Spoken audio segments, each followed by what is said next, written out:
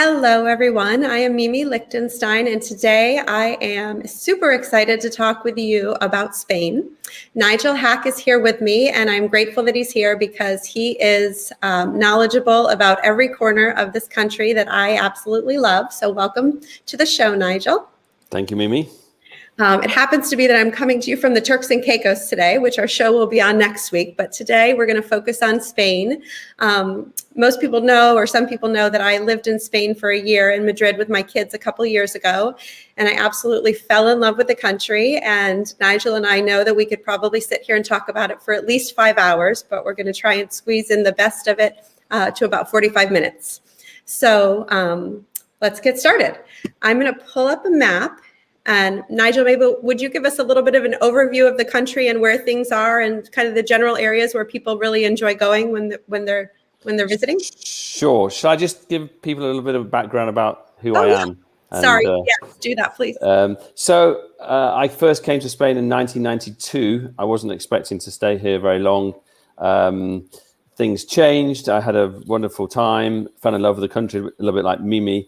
And apart from a short stint back in England between 95 and 97, I've been here ever since. And I've been working in travel for the last 22 years. So all day, every day, I spend planning trips around Spain and Portugal. So I'm very familiar with the country, and I've been fortunate enough to travel to almost every corner of it, either individually or with my family. So now there's the country. We can see it on the map. It is, you'll see all the different colored regions. Spain is not a federal country. It's a country divided by regions, but some have a much greater sense of identity than others. You're probably familiar with the city of Barcelona. That's the main town of Catalonia, which is the blue region in the top right corner, just south of France. And the other region is a very strong identity is the Basque country, which is in the north of Spain, in the middle there, in the purple shade. You have to go down to Madrid in the middle, the capital, right in the middle of the country. And another very well-known area for people visiting Spain is Andalusia, where you've got those cities of Sevilla, Granada, Cordoba, Ronda, etc. There's much, much more to see, but that's just a quick overview of the map. And the little islands you might see on the right, the green islands, are the Balearic Islands. There are 3 of those. Menorca, Ibiza, and Mallorca. The blue islands, the Canary Islands, are not actually geographically there. They're just off the coast of Africa, about 2.5-3 hours on a plane ride from Spain. But let's carry on, shall we, Mimi? We're talking about Spain. And you know what I will say about the Canary Islands? I was surprised when we lived there for spring break. We wanted to go somewhere warm, and the Canary Islands are about the most southern spot of Spain there is. But they're actually not like sort of guaranteed warmth in April. So a little bit of a caveat if anyone's thinking of going there for spring break. They happen to be warm when we were there, but they're not always warm. All right, so Nigel wanted to include, which I love because it gives you an overview of the train system throughout the country. How easy is it to travel by train and high-speed train for people who are coming to Spain? Yeah, I think whichever itinerary people do, they usually end up taking the high-speed train at least once. And as the name says, it's just a very quick way to get from A to B. The first route was from Madrid to Seville in the southwest of Spain, and that's still perhaps the most popular one. But of course, now Madrid and Barcelona are also connected. So rather than a 6.5-hour train ride, which we had a few years back, now it just takes 3 hours or just under 3 hours. So very speedy. And there are train lines continue to be put down, and we've got the train line going up to northwest of Spain to Santiago de Compostela. So those of you who are finishing the Camino de Santiago, you have a high-speed train back to Madrid at the end of it. And Valencia on the east coast is literally about 2.5 hours now from Madrid. So it's facilitated travel for residents in Spain and of course visitors from overseas. And people find it very, very pleasurable. Trains are not only fast, but they're punctual and good service. Yeah, and we've been on many of them, and I would completely agree with that. So we're going to talk a little bit about experiences and people that you can meet through Spain. And one of the reasons I love Nigel is because he and I share the mindset that it's all about the people that you meet. It's about the connections that you make. And being in Spain and learning from real Spaniards about, their chosen profession or their way of life is such a huge part of having an amazing trip there. So do you want to tell us a little bit about some of the different people you can meet? Yeah, I think as we go through the photographs on the presentation, Mimi, people might look at the photographs and why have they chosen this photograph? Well, all the people, or the vast majority of people in these photographs, the real people, are showing their studio, their home, their environment to guests. And so, for example, the chap there, he's pouring a Vermouth, which is a typical drink in Spain, and he does a sort of specialist foodie tour in Barcelona. He's a food journalist, and whether it's him, whether it's people showing people an olive oil mill dating back to the 17th century in Andalusia, or expert art historians, or people who work at the Bull Ranch, we work with fantastic insiders who allow you to get under the skin of the culture and the people, the country, and I think that's for us the big strong point. And why go to Mimi for your trip to Spain? Well, because between us, we put together a trip whereby you can meet amazing characters and individuals who simply don't work in tourism. They have a very interesting way of life, and they're prepared to open their doors to you, but you won't find what they offer on TripAdvisor or Google. So this is our strength, and I think this is where we really encourage people to sort of meet these individuals, because they lead to great moments and sometimes friendships. Yeah. And so what is this particular photo of? So this is a gentleman who lives in Ronda who's showing a old olive oil mill to some guests. And then the old olive oil mill is in a little village called Zahara de la Sierra. And it's a beautiful white village with spectacular views. And this dates back sort of over 300 years. And it's the old techniques for producing olive oil, which is still employed today, even though there are other olive oil mills in the area with more contemporary techniques. But this still dates back to those times.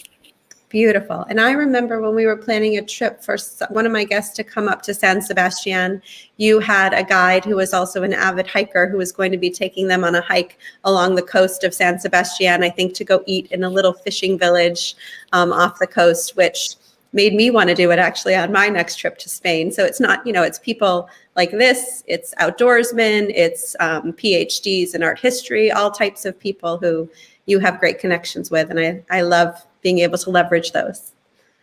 And of course, the food. You can't go to Spain and not enjoy the food. There's so many delicious things to taste and to see and to make. Give us a little bit. This looks like a classic quintessential Spanish bar. Tell us a little bit about some of the different culinary experiences. Yeah, I mentioned how the gentleman was pouring some vermouth. In fact, you can see on the right of the bar there, Vermouth, which is it's a kind of like a vermouth, like a red martini, but it's not served from the bottle; it's served from the barrel. This is a typical old tapas bar, and I think eating in Spain is fun, and that's what so many people who come here enjoy about it. Is that you needn't go and sit down and have a full course meal at a restaurant. You can literally have your dinner at 4 or 5 different places, tapeando from one bar to another.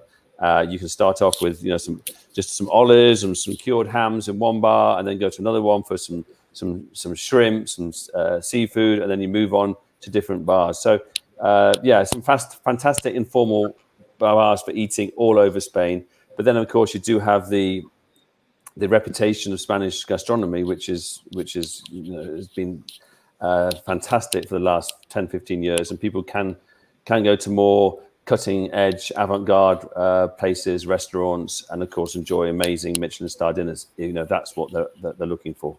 And a lot of people are familiar with the word tapas from Spain. There's plenty of restaurants in the United States that have tapas as well. A little bit less familiar, but it looks like this picture is of pinxchos, which are more up from the Basque country, like you were talking about from the beginning. Yes, that's right. Pinxchos is the Basque term for tapas. And tapas, the word tapa means a top. And I think, I'm not sure if it's apocryphal, but the story goes that down in Seville in the summer, when the drinks were taken out onto the terrace, there were all sorts of flies. And to stop the flies getting into the drink between the bar and the terrace table outside, the waiters would put a bit of bread to cover the top of the glass as a top, and that began with the tapa, and then gradually they thought, well, let's put a little bit of ham on top of the bread, a bit of chorizo, and then gradually that's how tapas culture developed. And it is a delicious culture, I will say. And I we'll talk later on about some of your favorite places. But in Madrid, I know there's a couple of streets that are known for being like the tapa streets that you can go walk down. I've been down them myself. And that's really fun because you try one in one place and then you just go to the next place, try a different one. And oftentimes each one is known for a different type of tapa. So it's fun to explore them all. And markets, tell us a little bit about some of the markets of Spain. Yeah, so all across the centre of cities, you have local food markets, and I think I'm from the UK, as you can tell from the accent. We just live in England. Everyone goes to these big malls now on the outside of towns, and they go shopping and to supermarkets. Spaniards still, the majority of them go to the local market for fresh produce, whether it be fish. Here, there's a fish market, it's a specialist fish market, or their meats, or their vegetables, dried fruits, etc., etc. But it's very much part of the life in cities in Spain. People looking for the freshest ingredients and sourcing it from local suppliers. So, and it's always a lot of fun, and all the senses are excited on these market trips. Absolutely. And it's so much a part of the culture and the fabric of everyday life in Spain that it's a great way to see what a local, does on a daily basis to get their fish. They're not going to Costco and stocking up on frozen seafood and, making it throughout the month. They're going to go buy it when they need it. And this is a picture of, obviously, paella, one of the national dishes, I guess, of Spain. What is your thought? If I remember correctly, the original paella has rabbit in it. Is that correct? Well, yeah, it can do. There's lots of typical paellas, but there is one with rabbit. Yeah, definitely. And then you have the rabbit or seafood, very popular. Mm-hmm. You can also have vegetarian paellas, but the most common are the seafood paellas, mm-hmm. Especially in the summer. I came home with a dish like this, which I have in my house, but I don't have the burner underneath it, which is like a specialty burner, so that it heats up the whole bottom of this huge paella. And they come from 2 people size to probably 20-30 person size. So there's a vast array of sizes. Yeah. And it's fun to make, isn't it? I mean, whether it's you're making it for 4, 6, 10. I think on the cooking class, a paella is a great dish to make because it's something people have not done before. It's easy to do, it's fun, and it tastes delicious at the end. And there's a technique to it. So you have the socarrat at the bottom, yeah? Very good, Mimi, yeah. That little crusty bit of rice, yeah. The little crusty bit of rice. One of our favorite restaurants was near our apartment in Madrid, and that was the name of it, so it stuck. Ah, okay. Picnics. So, having picnics anywhere you go on vacation, I think is a wonderful thing to do. Do you happen to remember where this one is set, or tell us about maybe one of your favorite places to have a picnic? Well, what we try and do is especially more and more, we've noticed, Mimi, is that people want to do biking, go hiking, they want to get into the outdoors. And so what we always try and do is not just do the exercise, but somehow make it where they meet local producers, or they have their picnic in such a wonderful spot that it's not just the actual exercise, the walk. It's that you feel as though you're very much part of the landscape. So whether it's in this case probably the Basque country or wherever, people, what we're always trying to do is do a situation where people feel it's not something they couldn't have done by themselves. That they don't get to the end of the walk starving, looking for somewhere to eat. No, there's somewhere prepared, and it provides a memorable experience for them. And it's delicious, yeah. And wineries, Riojas. There's a lot of different Spanish wines that are famous throughout the world. I imagine there are lots of different experiences depending upon which part of the country you're visiting. Would you give us a little bit of an insight about some of those? Yeah. Now, I know people know generally how wine is made. And so the winery visits are not going to be a visit about, this is where we do this is where we do that, and all about the production of wine. No, the idea of the winery visits are to meet the winemakers, to meet the people at the forefront of winemaking in Spain today. So of course, tastings are involved, but the conversation is all about, whether it's the kind of the traditional techniques versus the new bold techniques that Robert Parker has revolutionized in many parts of the world, and the local grapes, and also the prospects of the future. And the idea is that it's fun, it's meet interesting people, have outstanding wines, and not always go to the obvious places. So we're always trying to use the key thing is to have a fantastic host. The person makes the difference. Yeah. And here's a photo for the people who are listening on the podcast of a truck driving down a dirt road next to a building that says Dow's on it. Tell us. Well, actually, that was actually from Portugal. It's a drone shot. Yeah, we did a drone. There we go. I thought perhaps they were on their way to some fabulous winery. So, all right, we'll skip over. But the same experience that we do in Portugal, in the Douro, we do in the Riba del Duero, Rioja. Yeah, the idea is, again, just get to feel that you're really meeting wonderful winemakers in beautiful landscapes. And it was funny because Nigel and I thought about talking about Spain and Portugal today, but I quickly realized there's no way we're even going to get through everything in Spain. So we had to pare it down, and we'll talk about Portugal another day. All right. So active outdoors. Most of my clients love to be active on vacation just to have fun. Some of them actually do it because they just want a really good workout. There are so many different ways to be active in Spain. Let's touch on a few of those. You start. Yeah, I mentioned before the hiking, the biking. We can do this all over. These photos that you're going to see now, these were taken in Menorca. Menorca is not very well known beyond Spain, especially the United States. Little by little, though, more people are coming across it. Mimi just showed me the color of the water outside your window. But actually, if there's one place in Spain that has beautifully colored water, it's Menorca. And it's kept incredibly clean. And so the experiences on the water there, whether it's boating, kayaking, snorkeling, there are fantastic. And I was just going to say, I'll add, the last time I was in Spain, we actually went to Menorca, brought some friends from the United States with us. We absolutely loved it. My kids love jumping off of big rocks. So we chartered a boat one day and went along the coast. And he took us to a place where we could jump off some very large rocks. My husband, I think, was willing to go to the top tier. I think I stopped at the middle tier. But that's a really fun thing to do if you have some adventurous and thrill-seeking teenagers, for sure. The other thing I learned when I was there, which I just remembered, was I believe there's a path all around Menorca where people used to ride by horseback. So there's a lot of horseback riding opportunities in Menorca, and you can do different sections of it around the island. Do you know about that? Yeah, I do. It's the Cami. It's so it's a circular route. You can hike it, you can bike it, or you can horse ride it. Not in one day. Yeah. But you can do different stretches at a time. But Menorca is small, so it is. You can cover a lot of ground, and it's like Mimi said, it's just spectacular. And it's for those who like us to go to a place where they don't feel it's all about just luxury hotels and luxury restaurants. This is very much a beautiful part of the world where local life is predominant. The hotels there are more converted farmhouses rather than the big brand names. And people there are incredibly hospitable. My business partner comes from Menorca, and so I've been countless times. It's a true gem, and I think, as Mimi said, for families looking for a little bit of adventure in the summer, it's a must.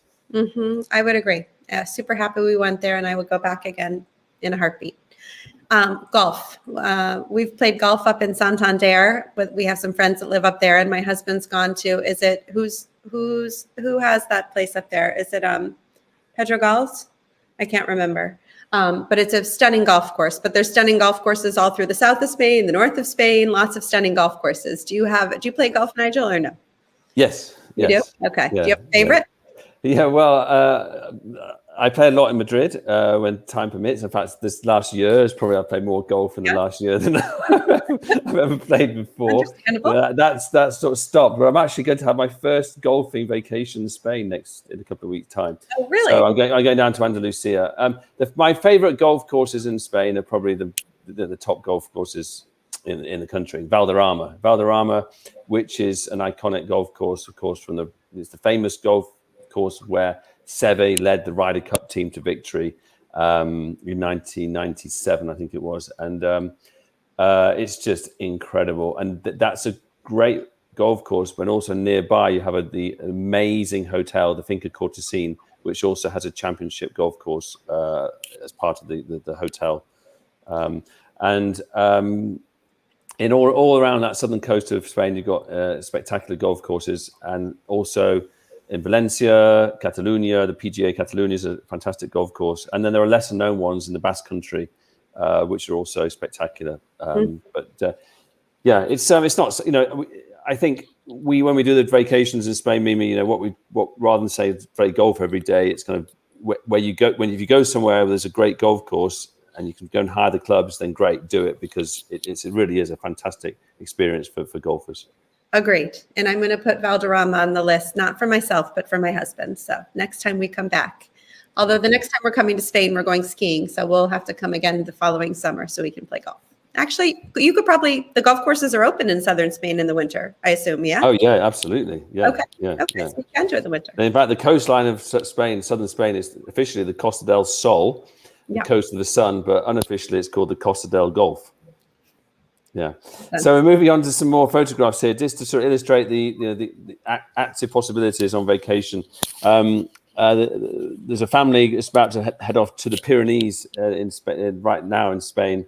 And in the Pyrenees, they can do all sorts of fantastic activities, such as climbing on this, what they call the Via Ferrata. These are the rocks, going up the rocks. Obviously hiking again. The whitewater rafting. There's some excellent whitewater rafting in northern Spain. So just for a few days adventure, sometimes on a family vacation, is a great interlude. But again, it's not just detached from the local culture. We can do some really cool local experiences. One of my favorite, which I did last summer with my family, was after we did some whitewater rafting one day, we went to spend the afternoon with a shepherd. And we went around with him and his the goats, and then we went to see the cheese that they produced, and there's all the cheese tastings and who they sold it to, and life as a shepherd. And he lived in a village of 9 people. So yeah, it's a great part of the world, the Pyrenees, for fantastic adventures. But also, again, it has an interesting cultural side to it. Yeah, and you guys are lucky because you have the Sierra Nevadas and the Pyrenees. So there's lots of mountains that give you lots of active and adventurous things to do. And I would agree. I think it's a lot easier. If you want to take your kids to Spain and bring them into 3 churches every day for 10 days, you're going to have a really tough time, having those kids be happy, at least kids like mine. So to be able to balance out the culture with the active, with the food, with the sports, it's just a really nice balance to be able to have something that the whole family will enjoy. Mimi, I think they say Spain's the most mountainous country in Europe after Switzerland. Oh, really? And not many people know that. And I think when you were here, you realized that the population of Spain is actually reasonably small compared to the size of the country. So, there's like 40 million people live in Spain, and the country's 2 or 3 times larger than the UK, which has 60 million. So you do get an incredible sense of space when you travel around Spain and into the mountains and the rural areas. I agree with you on that one. Okay, we'll go. These were my kids doing a Via Ferrata a couple hours outside of Madrid. And then I love this. We happen to have also gone canyoning that day. But do you know where this particular canyon? This was in the Pyrenees. Yeah, this was in the Pyrenees. Okay. Yeah, it's fun. You get a real adrenaline rush sometimes. Absolutely. Or even just, so this is rappelling down waterfalls, but, there's also just, again, more jumping off of rocks and swimming through rivers and having a little bit more of a wild experience. Horseback riding, lots of beautiful places to go horseback riding. Where is this particular picture? Yeah, this is in Extremadura, which is a region to the southwest of Madrid. I'm not a rider myself. Unfortunate story from my childhood. One for another day, Mimi. But yeah, Spain is also, if you close your eyes and you think of Spain, you often think of things like flamenco, bullfighting, and orange blossoms and tapas, but also the Andalusian horses are very, very part of the Spanish sort of culture. And what we find is there are lots of farms that breed horses, lots of opportunities for riding, lots of gorgeous areas to ride. So for horse riders who are thinking of coming to Spain on vacation, not even thinking about riding, think again, because you can do some beautiful rides on. And remind me, Extremadura, is that also where a lot of the jamon Iberico pigs are? That's right. Yeah, you know you know Spain well. So Well, the most famous region in Spain for producing the jamon Iberico is near Sevilla, about an hour from Sevilla. But the next best is that region of Extremadura. And if you drive through it, you just seem to drive through vast areas of land where you have you have bulls and you have pigs grazing on acorns. love it. This happens to be a shot of my daughter who had just rode in on a wave in Santander, but they're surfing off the north coast, and there's also surfing off of near Cadiz too, right? Yeah, I think most of the surfing is the kite surfing is in Cadiz, the windsurfing. I think more the surfing is on the best surfing is on the north coast, and you found the best spot. Cantabria and the Basque Country are the best places to do that on the north coast. And we work with surf schools up there that do classes for the day or the afternoon. Yeah, so fun. A little cold. I think this was a summer trip and she's wearing a wetsuit. So keep that in mind. Okay, El Camino. I've never walked El Camino, but lots of people have it on their bucket list. And tell us a little bit about if somebody wants to do it, what do you need to do? This is incredibly popular right now. And I think every year it gets a little bit more popular. This was a group of ladies who walked to the Finisterre, which is the Latin translation, when it comes to the Latin term, for the end of the world. When the Romans got there, they thought that was the end of the world. It's actually the disputes it with a point in Portugal, but it's one of the 2 points of Europe, the most western points of Europe, and it's a little extension to the Camino de Santiago. The Camino de Santiago is a walk which has been taken since medieval times, Middle Ages. There's people beforehand. Well, it's always been a pilgrimage, and of course, but more recent years, people walk this pilgrimage route not just for religious reasons, but for spiritual reasons, for many other personal reasons. But it's just a gorgeous walk which can take anything from over a month to a week. You set the route you want to do, but the route can start in France or it can start in central part of the northern Spain. But the idea is that you spend most of the day walking and then just going through gorgeous landscapes, little hamlets, discovering the local culture, staying in little hotels of 8-10 rooms, eating very much local food, and it's an experience which I think you really have to sort of do it to be able to kind of describe it properly. I've only done 2 or 3 different stages. I've never done a full Camino de Santiago. Mm-hmm. We work with guides who've done it many times, and they always tell us that when they get to Santiago, the group just feels totally. Everyone in that group just feels totally rejuvenated and feel that they've done something, incredibly rewarding. It goes very deep inside them. So it's one of those moments. I mean, I've been to the Himalayas, I've been on the Machu Picchu, I've done great walks around the world, but this is I think is also can be up there with some of the great walks of the world. Mm-hmm. Yeah, beautiful. Again, outdoors, active, with your family, with your friends. It's a great way to spend a holiday. I'm just going to flip through these a little bit quick just to keep us on task. Again, Spain is such a fun family destination. This happens to be in El Retiro. We were pleasantly surprised when we lived there to learn in Madrid that there are peacocks, actually quite a few. I don't know how many peacocks, probably at least 40 or 50 running around a small section of the park. So if you have kids, it's a great place to go see those surprising peacocks, perhaps not even telling them they are there because they'll be excited. And this is just another some fun shots of my family when we were there. And I always like to include sports for my clients who have kids who love sports. Real Madrid games. If you're in Barcelona, if you're in the UK, go see a major sporting event if there's one going on, a professional sporting event. I found it very interesting to learn. This is Santiago Bernabeu. We went to, probably at least 6 games when we were there, that they don't sell alcohol in the stadiums because I think there used to be lots of issues with that, with Spaniards drinking and watching games. They get very animated. And so no longer is alcohol sold, I don't think, in any professional sporting venues. But the funny thing is, my son played ice hockey while we were there, and there's plenty of alcohol being sold at kids' ice hockey games. So 10 a.m. on a Sunday morning, everybody's drinking beer, which I thought was kind of funny. Then let's maybe transition to a little bit more of sort of the history and culture. There's a lot of beautiful architecture. Super famous architects come from Spain. This one over here is from Valencia, I think, right? Yes, that's Calatrava, who's also done a lot of work in the States, I know. But he designs the sort of Arts and Science Museum in Valencia. Which is beautiful. And then you have the bottom right in Bilbao, you have the Guggenheim Museum. Richard Geary, the Canadian architect, and on the course to the left is one of the Gaudi buildings. The Sagrada Familia is the most famous one, but Gaudi did lots of buildings. It's part of a sort of modernist era of architecture, end of the 19th century, early 20th century. But yeah, you do get some spectacular. That's inside the Sagrada Familia, and it's still not finished.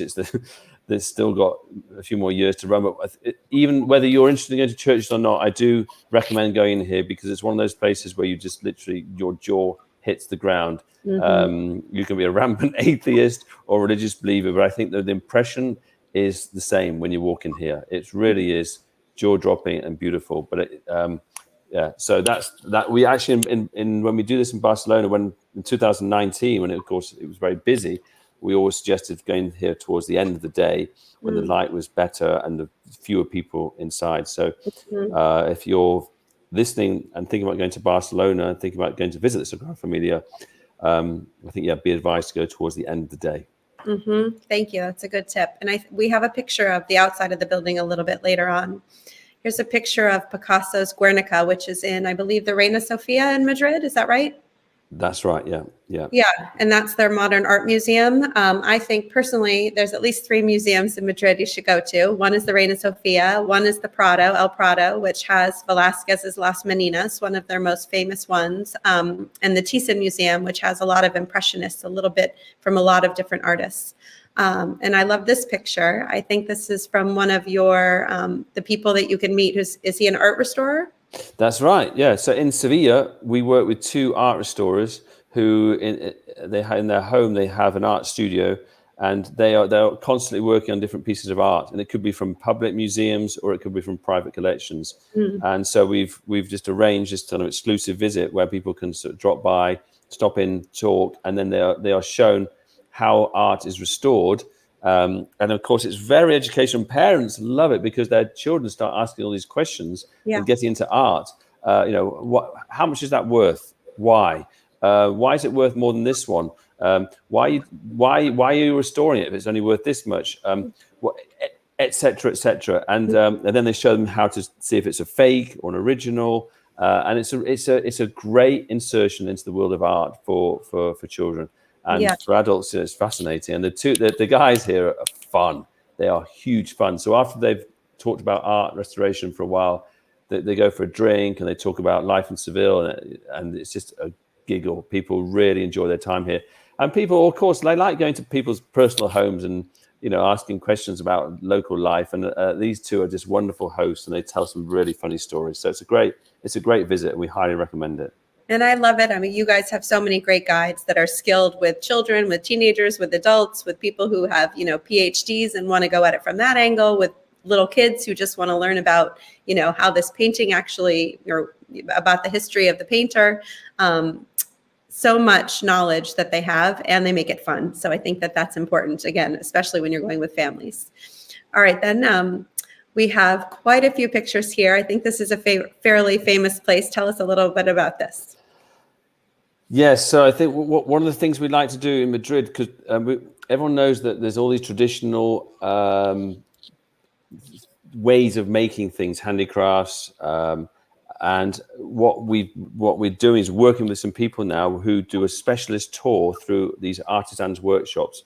So whether people want to visit a leather workshop, the tailors, the pottery, people making specialist wine sacks. The idea is that we work with about sort of 12 or 14 different artisans workshops, some are closed to the public, some are open to the public, but don't advertise the fact that you can go in and do a tour, because this is sort of something we specially arrange.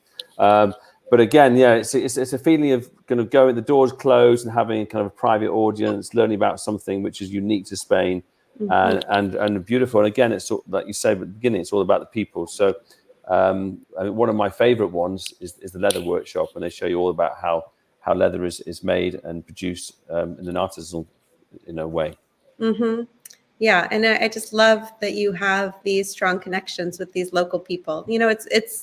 It's more fun to be visiting somebody who does this for their real job versus just a tourism where they have 10 people coming in all day long.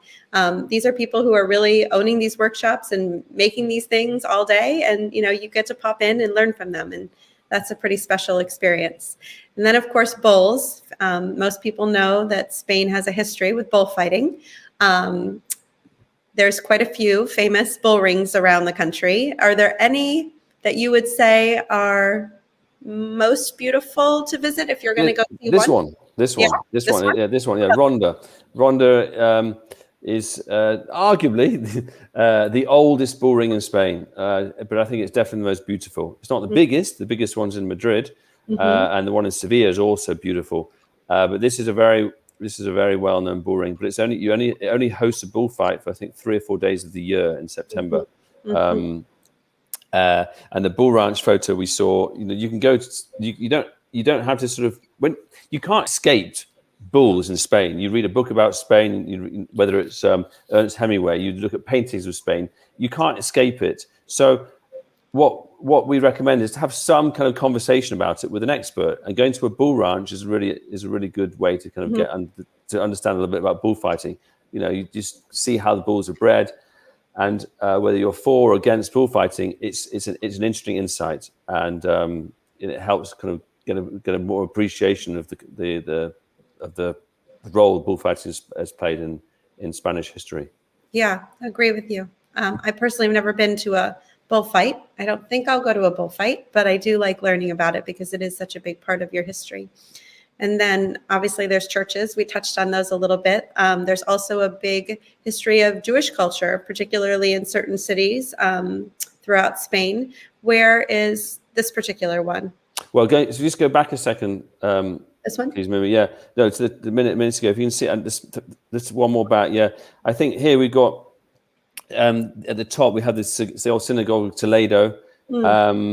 And then we have the steps in Girona, that's Girona, and then we have Maimonides in Cordoba. So I think you've got some gorgeous Jewish heritage in Cordoba, Toledo, Girona, also Sevilla, and I think we work with some amazing guides. We also work with some people that can provide entrees into the Jewish community.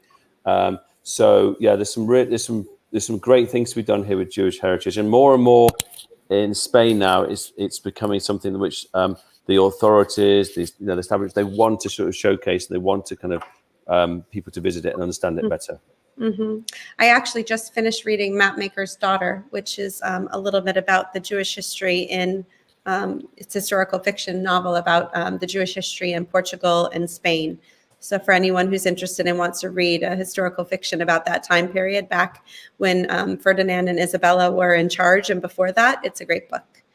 Okay, let's flip through some of these absolutely gorgeous places. The fountain at the top, is this the fountain where I believe the parade is when Real Madrid wins one of their championships?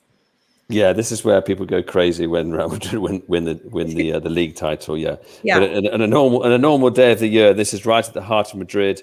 The town hall in the background, and the fountain, the lion and the chariots in the foreground. This is the Madrid Cathedral. It's not perhaps the best piece of cathedral architecture anywhere in the world, but it's got a great location and great views across the mountains to the north of Madrid.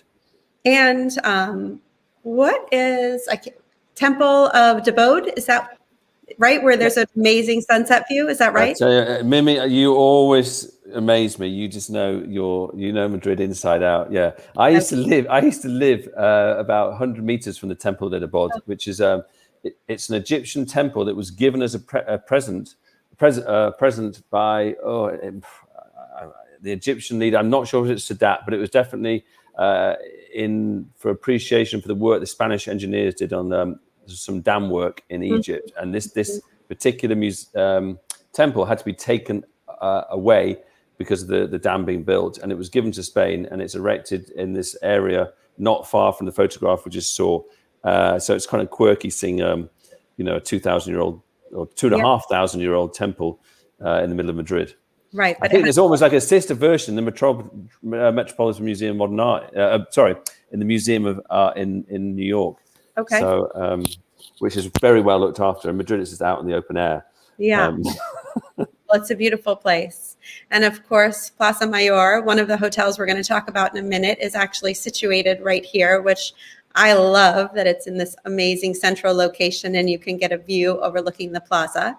And then let's just kind of flip through these fairly quickly. Where is this essentially castle of? That's Segovia, an hour north of Madrid. That apparently was inspiration to Walt Disney when he did his logo. Okay. That and a castle in Germany. This is the Park Güell, the Gaudi's park that he did, which was rubbish at the time by everybody. They said it was too far from the city, a waste of money. But now, of course, it's considered a total masterpiece. It's beautiful. It's a great place to escape, downtown Barcelona if you're there. And the outside of Sagrada Familia, which we talked about before. I mean, I have to say, if you go now, you probably see one or two more cranes there, doing more work. Okay. But yeah, they keep working on it. Yeah. And so this is in the Basque Country, San Sebastian. Beautiful beaches and a lovely town with gastronomy galore. I absolutely love it. And this picture, which you sent me, is absolutely stunning. Tell us where this is. This is a village on the north coast of Spain, in one of those regions we spoke about at the beginning called Cantabria. And this is San Vicente de la Barquera. It's rarely on any itineraries, to be honest with you. If people are going from, say, San Sebastian or Bilbao, and they're heading towards Santiago de Compostela, we'll suggest a stop here. Or if people are visiting, Asturias and the mountains, then we suggest. But it's, I'm not saying every village is like this, but there are many villages which are beautiful because they have this Picos de Europa mountain range in the background. Mm-hmm. And then down in Granada, which is a very Moorish city, lots of Moroccan and Moorish influences. This is where Ferdinand and Isabella lived for a while, right, in the Alhambra? Yes. Well, what happened in 1492 is the year that the Alhambra was basically the leader of the last Moor kind of leader surrendered, and it was given over to Ferdinand and Isabella. Yes, and what did his wife say? Don't when he gave the keys to Ferdinand and he was seen to be. They said there's a place near Granada that they call it the Tears of Boabdil, and she said to him, "Don't weep like a boy what you could not protect, defend like a man," is the old saying. But it's so this story, and the Alhambra is spectacular. It really is. You can see from here. It's one of the great monuments of Europe. It requires a 4-hour visit to really see it properly. And in winter it has these snow-capped mountains. Yeah, it's really spectacular. Granada doesn't have the same wealth of cultural attractions as places like Sevilla and perhaps even Cordoba, but it's you go to Granada really to see the Alhambra. And what I think is cool, which I know isn't on many of the itineraries, but I think for the right person, something to think about, there are paradores throughout Spain, and one of them, essentially they're historic buildings that are now run as hotels. They're certainly not 5-star luxury hotels, but the Alhambra is one of them. So you can actually stay in the Alhambra if you're not looking for 5-star luxe service.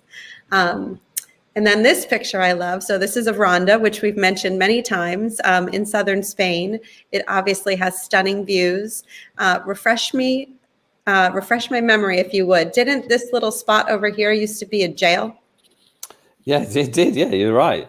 It did used to be jail, and if you actually that cream honey-colored building now, that is that's the Parador of Ronda, Oh, and it's exactly as you said. It's not a 5-star luxury hotel. It's a 4-star hotel.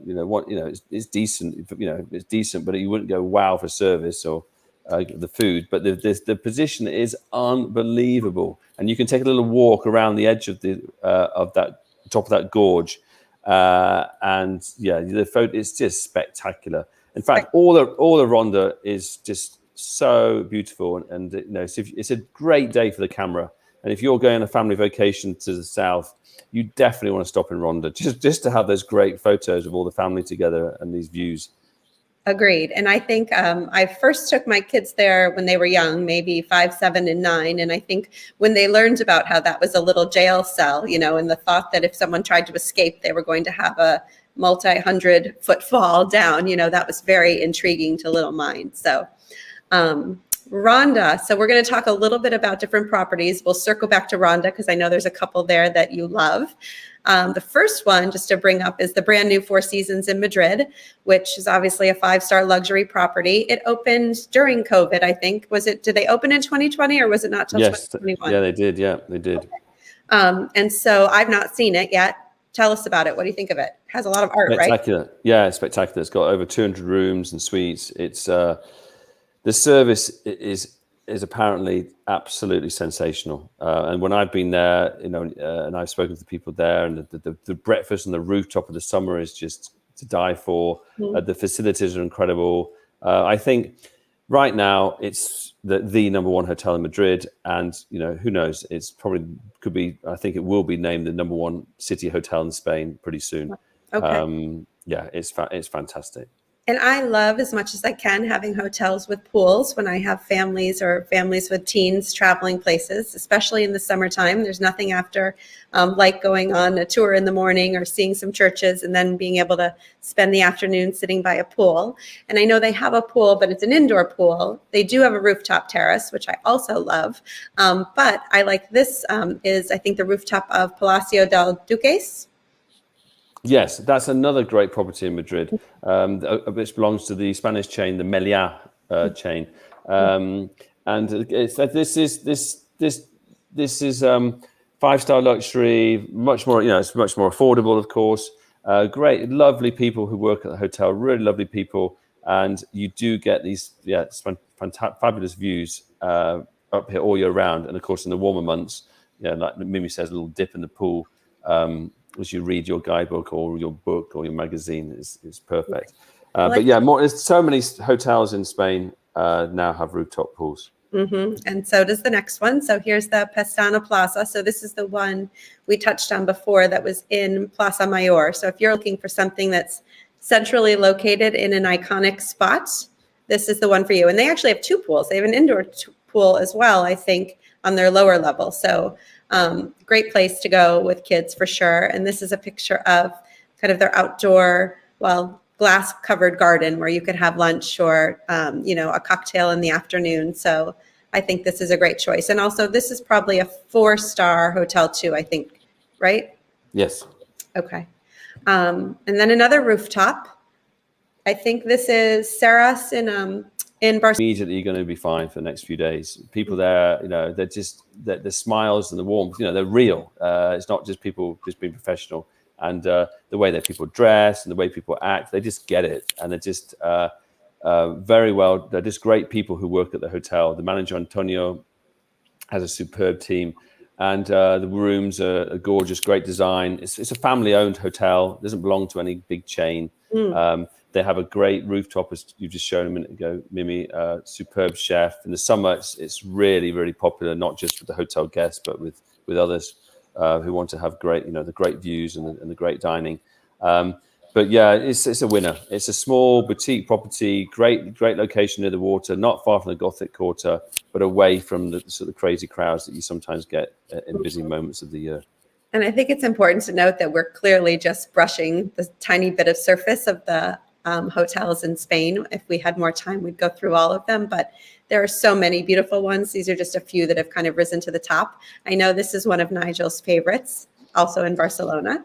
Yeah, the Alma. It's always been a great property. I think the last 2 years, I think I haven't been in the last 2 years, but my business partner was there and he said recently, it's just they've really upped their game. The whole place has got a great Zen feeling to it. The garden, well, the sort of terrace garden at the back, you can see there. It's right in the middle of Barcelona, and yet when you walk in, it's the sort of the inside is a very sort of lounge feel to it, and then it sort of opens out into this terrace area outside, very leafy, very green. Rooms are cool. It's got a little indoor pool inside. Yeah, it's very it's very slick Barcelona property, and you definitely, if you want to feel like you're in a very Barcelona property with, because Barcelona properties are very kind of focused on design, avant-garde approach, and this is very much the sort of the epitome of that. And then if you want to be near the water, this is back up in San Sebastian. Yeah, this is a new hotel just opened called La Favorita. It's right from the beach called La Concha, which is this sort of beautiful urban beach. It's won the best urban beach in Europe award many times. And this hotel's just opened, literally a few weeks ago. So it's absolutely gorgeous. We've included it here really just to see what's possible now in San Sebastian. Before, San Sebastian only had 2 or 3 5-star excellent properties. Now we've got 6 or 7 to choose from. So you're spoiled for choice in terms of food, in terms of hotels, and in terms of things to do in San Sebastian. I think Mimi and I are both big fans of San Sebastian. Yeah. And then circling back to Ronda, I've never seen this hotel before, and you told me about it, and I absolutely love the style of it. Tell us a little bit about this one. Okay, this is a hotel called Finca La Donaira. It's quite, you don't really get a sense of the hotel by the website or the reviews until you actually go there. It's a place where you pay for your room, but everything's included. So whether you have dinner in the hotel or not, it's included. Very extremely casual, but incredibly sophisticated, and no expense spared on anything at all. It's miles away from nowhere. The nearest town is Ronda, about 35 minutes away. Everything's very eco. It's like a working farm. When you check in, you don't check in at the hotel. You check in at a little bar in the village. So what they want to do is they want to have the connection with the village, and they want to understand a little bit of life in Andalusia. So yes, it's very sophisticated, but they want to remind you this is not separate from life as a local in that area. They very much see themselves as part and parcel of local life, and they want to keep, the village very much part of the experience of the guests when they stay here, rather than being like a little bubble for people who can afford to stay here. It's gorgeous. Staff are very cool, relaxed. There's a beautiful spa here. Great walks from the hotel. It's a wonderful retreat. And when people sometimes come in winter, especially over the festive period, Christmas and New Year, we always advise them, don't stay in the cities because everything's closed. Everyone is at home. All restaurants are closed. Forget it. Just go out to the countryside and choose a great rural property, and it doesn't get any better than this one. It's going on my personal list, just so you know. And then real quick, in Mallorca, I love the Belmont brand because they have such, wonderful service, luxurious, but also very much authentic to the place that it's set. And this is their property with a few photos in Mallorca. You can go out on one of their very cool, stylish boats cruising around the coast, and they have a spectacular tennis court with a stunning view. And they also bring in professionals, players, and they do kind of like a Legends weekend every so often. So you can go and play with some famous tennis players to up your own game, which is kind of fun. And then, so before we end, because of course we went over. Oh no, what? Yes, please. Yeah, can I just say, actually, coming back to our Residencia, Belmont Residencia is in Mallorca. Now, Rafa Nadal is from Mallorca, and the Rafa Nadal Academy is really taking off. The academy there, it's a school with 150 boarding students. Some go today, some board. But the Rafa Nadal training programs, 3 days, 5 days, are becoming incredibly popular. Lots of people from Madrid here are going. This summer, it's totally full, July and August, and it's immensely popular and fantastic. Everyone who goes there says it's incredible. So if you are tennis fans and you want to not only enjoy the tennis court at La Residencia, you want to go for a few days coaching at the Rafa Nadal Academy, it's fantastic. And Rafa, when he's not playing on these tournaments, he's there. That's where he goes to the gym. That's where he trains. That's where he goes and has a bite to eat in the canteen. It's his name, and he's there. And he's incredibly popular, and tennis on the island is buzzing. So that was just to add to the tennis court comment. Yeah. Okay. Good to know. When I was talking with Carlos Carrera from Querido about some of his Portugal and Spain properties a couple of months ago, he mentioned some of the Real Madrid guys go to the Shaw Wellness Clinic sometimes. So there's a lot of opportunities to see famous, Spanish athletes in some of these gorgeous properties. All right, so we don't have a lot of time left. Let's talk real quick about rooftops. I love a good rooftop. This happens to be a picture of an amazingly gorgeous sunset at Azotea on the rooftop of Círculo de Bellas Artes, I believe. Do you have, give us one or two of your other favorites, wherever it could be in Spain, Madrid, Barcelona, cafe, terrace, rooftop. What bubbles to the top for you? You mentioned the Círculo de Bellas Artes. This is when you go up here, I think you pay a couple of euros, but you're actually patronizing the arts because there's a little art collection downstairs. So you sort of get a feeling of double satisfaction as you go up for this viewpoint. Also, in Madrid, they're just opening these new sky bars in the center of Madrid. So because Madrid has these incredible views, but we've never really properly utilized them. So there's the Sky Bar down in Gran Via. Now we have these overlooking the Plaza de España, the Casa del Campo, and the mountains in the background. I was there last week. That was fantastic. In Barcelona, I think we talked about the Serras. It's one of my favorite views in that city.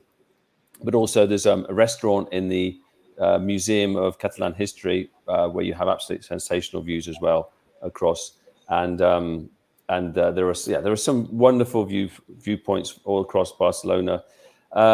Sevilla is also a city. When you go and stay in Sevilla, always try and get a room in the top part of the hotel, because seeing the rooftops is not just a sort of aesthetically beautiful. You also see a little bit of the lifestyle, the way locals sometimes treat their rooftops, and they have their little gardens and their plants and where they hang out the washing.